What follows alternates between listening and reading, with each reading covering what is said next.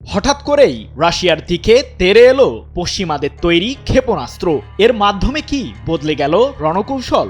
অবশেষে কি পশ্চিমাদের অস্ত্র সহযোগিতা পেল ইউক্রেন?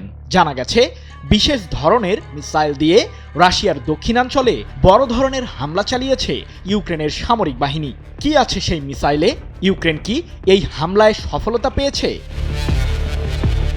প্রায় 4 বছর ধরে রাশিয়ার সামরিক বাহিনীর বিরুদ্ধে লড়তে লড়তে অস্ত্র ফুরিয়ে আসছে ইউক্রেনের। তাই তো ইউক্রেনের প্রেসিডেন্ট ভলোদিমির জেলেনস্কি দীর্ঘদিন ধরেই যুক্তরাষ্ট্র ও ইউরোপীয়দের কাছে শক্তিশালী মারণাস্ত্রের সহযোগিতা চেয়েছেন। যদিও মার্কিন প্রেসিডেন্ট হিসেবে ডোনাল্ড ট্রাম্প দায়িত্ব নেবার পর ইউক্রেনকে এক্ষেত্রে তেমন একটা সহযোগিতা করেননি। উল্টো জেলেনস্কির বিপক্ষেই এখন অবস্থান মার্কিন প্রেসিডেন্টের। এর মধ্যে চলছে আবার যুদ্ধের মাঠে শান্তি ফেরানোর জোর চেষ্টা।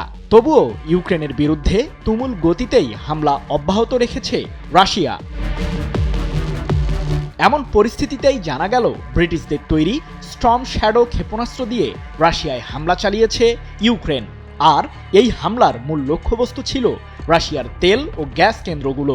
শুধু মিসাইলই নয়, এই হামলায় নিজেদের তৈরি দূরপাল্লার আত্মঘাতী ড্রোনও ব্যবহার করেছে ইউক্রেনের সামরিক বাহিনী। 25 ডিসেম্বর এক প্রতিবেদনে বিষয়টি নিশ্চিত করেছে তুরস্কের সংবাদ মাধ্যম টিআরটি ওয়ার্ল্ড। প্রশ্ন হলো, ইউক্রেনের ক্ষেপণাস্ত্র হামলায় কতটা ক্ষতিগ্রস্ত হয়েছে রাশিয়া?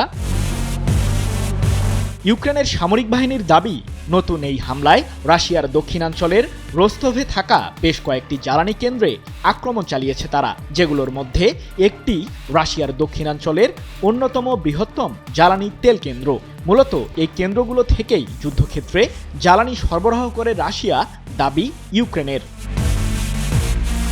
এবার প্রশ্ন, ঠিক কতটা শক্তিশালী স্টর্ম শ্যাডো ক্ষেপণাস্ত্র?